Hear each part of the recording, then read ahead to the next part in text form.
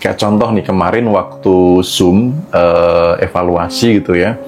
Nah, dia merasa sudah bersyukur, merasa sudah dekat dengannya, merasa sudah tidak ada dendam, kebencian dan lain sebagainya. Merasa.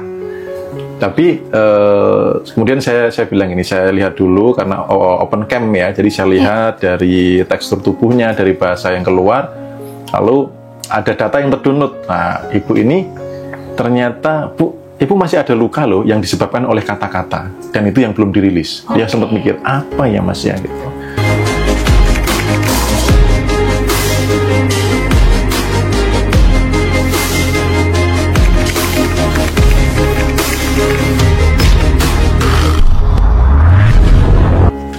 Coba dipraktek di buku Ripen yang hari ke-6 nih, coba dievaluasi nanti gitu.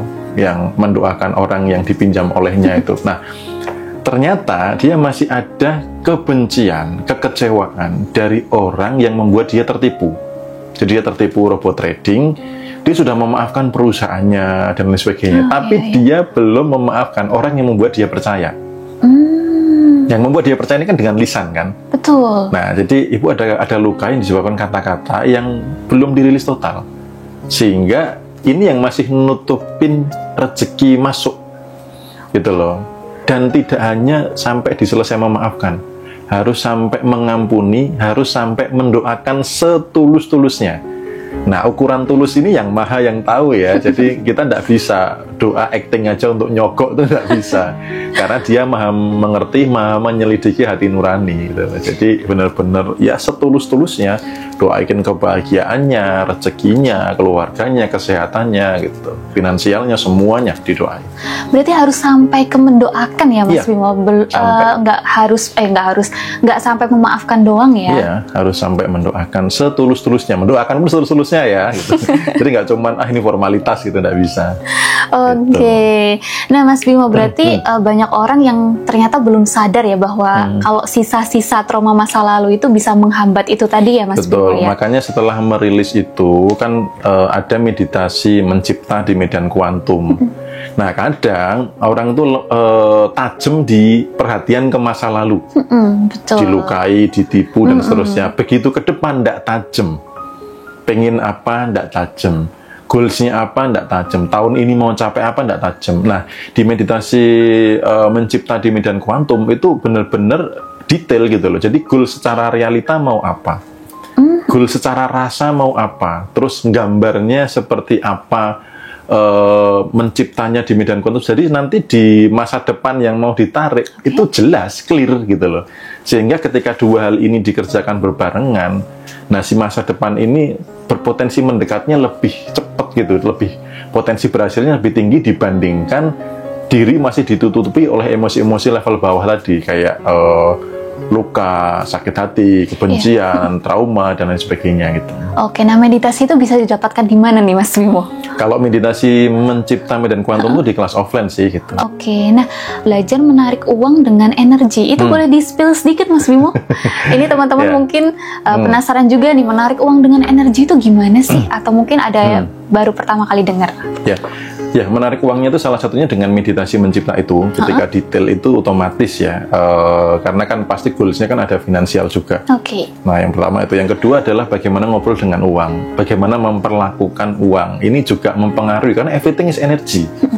Uang itu juga energi. Nah, kalau energinya tidak selaras dengan uang gitu ya, vibrasinya tidak selaras, maka mungkin orang sudah berusaha untuk ngobrol dengan uang, berusaha mungkin uang ganjil, uang genap, atau uang bibit, tapi kok enggak berhasil-berhasil, karena lagi-lagi energinya, frekuensinya belum sama gitu loh, sehingga apa? Nggak saling ketemu antara orang dengan uang ini gitu. Maka menarik itu artinya apa? Membuat ini sama, frekuensinya sama, maka dia ketarik, karena salah satu hukum energi adalah sesuatu yang sefrekuensi akan dipertemukan. Yang tidak sefrekuensi akan dipisahkan. Nah, kalau frekuensinya masih di kekurangan, energinya belum tepat, mau narik uang yang di frekuensi kelimpahan, gak ketemu gitu. Oke, begitu. Jadi kita harus selaras dulu ya dengan energi yang akan kita tarik gitu ya. Oke. Nah, teman-teman mungkin ada yang mau ditanyakan seputar energi atau mungkin ada pertanyaan lainnya, nanti akan kita bacakan di pertengahan podcast ini. Nah, Mas Bimo, selain dari menarik uang dengan energi, itu akan diajarin apa Mas Bimo? Para peserta ini yang paling mungkin para peserta ini banyak banget yang excited di bagian itu. Ya, yang pasti rasa kelimpahan ya. Bagaimana rasa kelimpahan itu bisa stabil, dan meditasi mencipta di medan kuantum itu melihat sendiri kan. Aku baru kali ini loh meditasi seneng banget, betah banget gitu loh. Dan mereka di rumah pun ngulangnya juga enteng, ringan, bukan yang aku kok males harus meditasi, harus ini, harus itu tuh enggak. Karena begitu asiknya, begitu serunya menghidupi masa depan, mengimani masa depan atau mengalami masa depan seolah-olah sudah terjadi sekarang. Dan itu dampaknya itu cepat gitu loh. Ada yang baru 3 hari sudah ada sinyal dari semesta, ini loh dikasih jalan gitu loh. Ya walaupun secara goalsnya belum, tapi tanda jalannya itu sudah ada gitu. Karena ini kan baru 2 batch yang jalan kan gitu. Nah jadi saya pun masih ngamatin apa yang mereka perlukan dan sebagainya. Termasuk nanti evaluasinya adalah saya mau bikinkan rekaman meditasinya. Karena mereka kesulitan mengingat tadi meditasinya apa ya. Ini yang untuk kelas offline ya, bukan yang meditasi umum ya. Untuk kelas offline nanti akan saya berikan rekaman alur meditasinya, sehingga teman-teman tinggal duduk diem aja seolah-olah lagi bareng-bareng di kelas gitu sama saya gitu. Jadi langsung mengulang-ulang itu di rumah, nggak perlu, karena kadang daya tangkap orang kan beda-beda. Jadi sambil jalan sambil saya evaluasi, oh ternyata missnya di sini, ternyata ada kurangnya. Contoh misalkan di meditasi itu kan ada yang mempercayakan penciptaan ini kepadanya. Nah ini nggak boleh miss gitu loh, karena kalau nggak jadinya ego, ngerasa kayak aku nih bisa loh tanpanya. Padahal energi kita nih nggak akan jauh lebih besar daripada energi yang tak terbatas yang dimiliki olehnya gitu loh. Nah maka ada bagian yang mungkin bisa miss itu di mempercayakan penciptaan ini kepadanya, misalnya itu kan sepele. Nah jadi nanti saya buatkan panduan rekamannya supaya teman-teman bisa mudah mengulang di rumah dan mempercepat untuk si pengalaman ini menemukan. Karena teknik meditasi mencipta di medan kuantum itu membuat kita itu effortnya tidak seberapa, tapi impactnya besar. Effortless big impact. Jadi mengupayakannya itu nggak terlalu, tapi pengalaman yang mendatangi. Karena frekuensinya sudah tepat, kemudian prosesnya sudah benar, lalu yang nutupin emosi-emosi level bawah yang nutupin itu udah diberesin, jadi masuknya tuh bisa gitu. I see. Kayak gitu. Nah berarti setelah kelas offline ini para peserta akan tetap diawasi ya Mas Bimo, dibimbing ya agar bisa mempertahankan rasa-rasa itu. Evaluasi, tetap iseng-iseng saya tanyain, ayo malam ini siapa yang meditasi? Nah biasanya gitu. Terus nanti kalau ada update materi saya juga berikan. Termasuk nanti ada plan untuk bagaimana sih mempertajam intuisi, karena intuisi ini berharga banget gitu. Jadi nanti supaya teman-teman setelah melakukan merilis emosi level bawah, lalu kemudian meditasi mencipta di medan kuantum, kalau ada petunjuk dari intuisi itu nggak miss gitu loh. Kadang itu sudah ini begitu ada petunjuk mereka nggak jalan karena dibatasi pikiran logik. Karena intuisinya tidak tajam gitu. Nah maka baru tadi pagi sih saya ketika lagi merefleksi apa ya gitu, teman-teman ternyata butuh intuisinya makin tajam. Nah maka nanti di batch 3 ini ada bonus materi terkait dengan bagaimana mempertajam intuisi gitu. I see. Nah Mas Bimo, peserta ini harus punya latar belakang spiritual tertentu dulu nggak sih baru bisa ikut, seperti mungkin meditasi, sudah tahu ilmu-ilmunya itu, atau orang awam pun bisa ikut Mas? Semuanya sih, asal sudah mengerti bahasa. Secara usia kadang ada yang nanya juga, Mas anak saya remaja gimana?